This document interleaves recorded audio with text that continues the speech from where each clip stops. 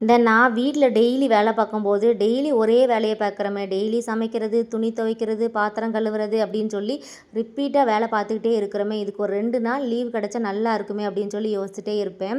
என்ன மாரி யாராவது யோசிச்சிருக்கீங்களா அப்படின்னு சொல்லுங்க. ஆனா வேலை பார்க்குறது கூட ரொம்ப ஈஸி தாங்க. இந்த சும்மா இருக்கிறது ரொம்ப கஷ்டமா இருக்குது.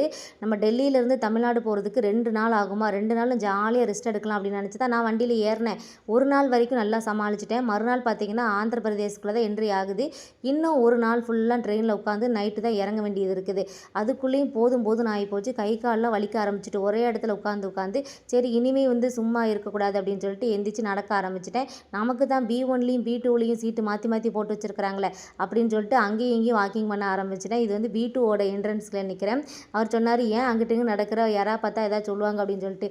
யார் பார்த்து என்ன சொன்னாலும் எனக்கு கவலை கிடையாது. நான் நடக்கலைன்னா எனக்கு ரொம்ப முடியாமல் போயிடும் அப்படின்னு சொல்லிட்டு நடக்க ஆரம்பிச்சிட்டேங்க. இந்த மாதிரி ட்ரெயின் ட்ராவல் பண்ணும்போது உங்களுக்கும் எப்பண்டா கீழே இறங்குவோம், வீட்டுக்கு போய் வேலை பார்த்தாலும் பரவாயில்ல அப்படின்னு தோணியிருக்கா? எனக்கு அப்படி தாங்க தோணுச்சு.